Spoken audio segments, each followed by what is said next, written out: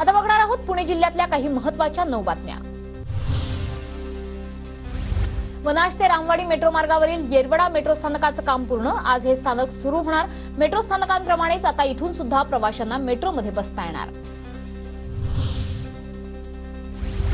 सावित्रीबाई फुले पुणे विद्यापीठाचा 125वा पदवी प्रदान समारंभ नोव्हेंबर-डिसेंबर मध्ये होणार। पदवी प्रमाणपत्र मिळवण्यासाठी ऑनलाईन अर्जाची प्रक्रिया सुरू। पुण्यातल्या सर्व नाट्यगृहांचं पालिकेकडून अग्निसुरक्षा परीक्षण। अग्निशमन यंत्रणेच्या त्रुटींसह कलाकारांच्या अडचणी सोडवण्याचं पालिकेचं आश्वासन। जर्मनीतील बाडेन-बुर्टेनबर्ग या राज्याला महाराष्ट्रातून कुशल मनुष्यबळ उपलब्ध करून दिलं जाणार। पात्र युवकांना राज्य सरकारतर्फे मोफत जर्मन भाषा ही शिकवली जाणार। जर्मन भाषा शिकवण्यासाठी पुणे आणि पिंपरी चिंचवड परिसरात 5 प्रशिक्षण केंद्र। पुण्याच्या भोर तालुक्यातील गोरड म्हसवलीच्या शाळेत विद्यार्थ्यांकडून झाडाला राखी बांधून रक्षाबंधन साजरं। विद्यार्थ्यांकडून झाडं लावण्यासह वृक्ष संवर्धनाचा संदेश।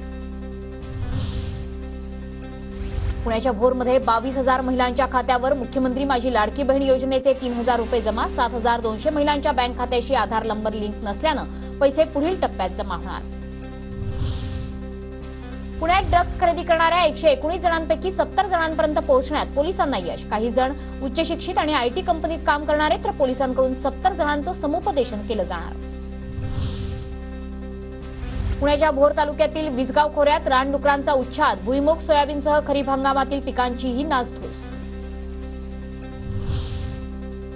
पुणे जिल्ह्यातील भोर तालुक्यात भाताची लावणी पूर्ण। तालुक्यात सरासरी 7,710 हेक्टरवर भाताची लागवड।